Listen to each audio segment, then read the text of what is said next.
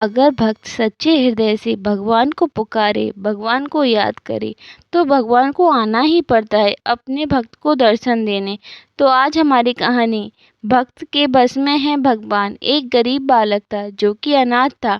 एक दिन वो बालक एक संत के आश्रम में आया और बोला कि बाबा, आप सबका ध्यान रखते हैं, मेरा इस दुनिया में कोई नहीं है, तो क्या मैं यहाँ आपके आश्रम में रह सकता हूँ? बालक की इस बात सुनकर संत बोले, बेटा तेरा नाम क्या है? उस बालक ने कहा, मेरा कोई नाम नहीं है। तब संत ने उस बालक का नाम रामदास रखा और बोले कि अब तुम यही आश्रम में रहना। रामदास वहीं रहने लगा और आश्रम के सारे काम भी करने लगा। उन संत की आयु 80 वर्ष की हो चुकी थी। एक दिन वो अपने शिष्यों से बोले कि मुझे तीर्थ यात्रा पर जाना है, तुम में से कौन कौन मेरे साथ चलेगा और कौन कौन आश्रम में रुकेगा? संत की बात सुनकर सारे शिष्य बोले कि हम आपके साथ चलेंगे, क्योंकि उनको पता था कि यहाँ आश्रम में रुकेंगे तो सारा काम करना पड़ेगा। इसलिए सभी बोले कि हम तो आपके साथ तीर्थ यात्रा पर चलेंगे।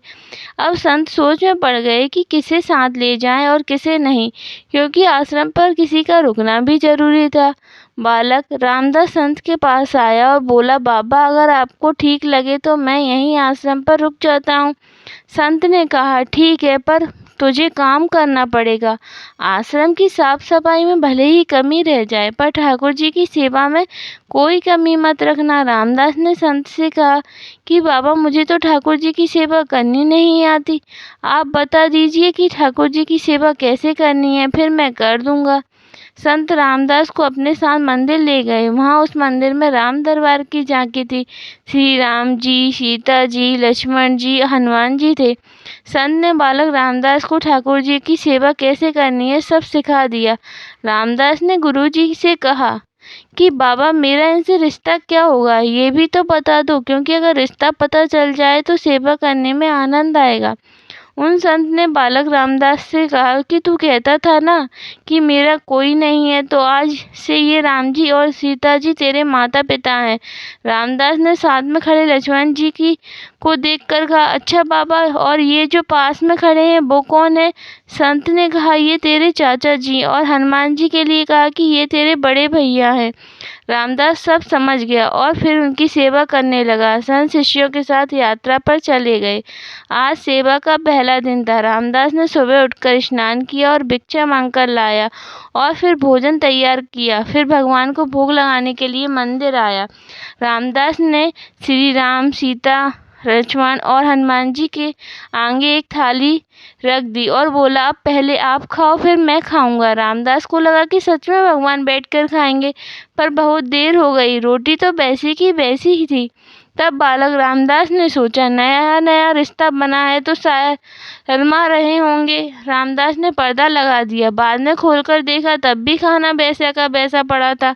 अब तो रामदास रोने लगा कि मुझसे सेवा में कोई गलती हो गई, इसलिए खाना नहीं खा रहे हैं, और ये नहीं खाएंगे तो मैं भी नहीं खाऊंगा, और मैं भूख से मर जाऊंगा, इसलिए मैं तो अब पहाड़ से कूदकर ही मर जाऊंगा।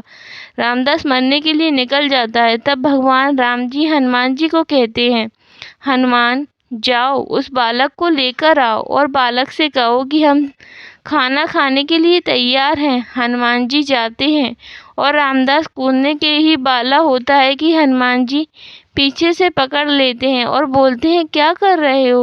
रामदास कहता है, आप कौन हैं? हनुमान जी कहते हैं, मैं तेरा भैया हूँ, इतनी जल्दी भूल गए? रामदास कहता है, अब आए हो इतनी देर से, वहाँ बोल रहा था कि खाना खा लो, तब आए नहीं, अब क्या क्यों आ गए? तब हनुमान जी बोले, पिताश्री का आदेश है, अब हम साथ साथ बैठकर खाना खाएंगे। फिर राम जी, सीता जी, लक्ष्मण जी, हनुमान जी साक्षात बैठकर भोजन करते हैं।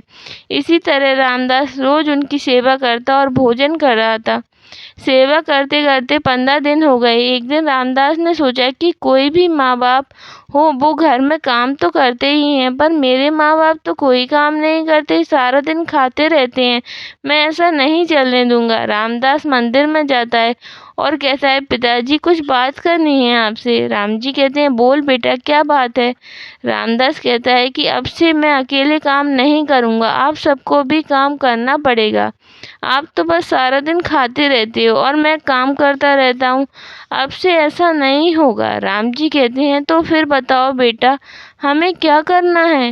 रामदास ने कहा, माता जी अब मैं से रसोई आपके हवाले, और चाचा जी आप सब्जी तोड़कर लाओगे, और भैया जी आप लकड़ियाँ लाएंगे, और पिताजी आप पत्तल बनाओगे। सबने कहा, ठीक है। अब सभी साथ साथ मिलकर काम करते हुए एक परिवार की तरह साथ साथ रहने लगे। एक दिन वो संत तीर्थ यात्रा से लौटे तो सीधा मंदिर में गए और देखा कि मंदिर से प्रतिमाएं गायब है। संत ने सोचा, कहीं रामदास ने प्रतिमाएं बेच तो नहीं दी। संत ने रामदास को बुलाया और पूछा, भगवान कहाँ गए। रामदास भी अकड़ कर बोला कि मुझे क्या पता, रसोई में कहीं काम कर रहे होंगे। संत बोले, ये क्या बोल रहा है। रामदास ने कहा, बाबा मैं सच बोल रहा हूँ, जब से आप गए हैं ये चारों काम में लगे हुए हैं। वो संत भागकर रसोई में गए और सिर्फ एक झलक देखी कि सीता जी भोजन बना रही हैं, राम जी पत्तल बना रहे हैं, और फिर वो गायब हो गए और मंदिर में विराजमान हो गए। संत रामदास के पास गए और बोले, आज तुमने मुझे मेरे ठाकुर जी का दर्शन कराया, तू धन्य है। और संत ने रो रो कर रामदास के पैर पकड़ लिए। भक्त मित्रों, कहने का अर्थ है यही है कि ठाकुर जी तो आज भी तैयार हैं दर्शन देने के लिए, पर कोई रामदास जैसा भक्त भी तो होना चाहिए।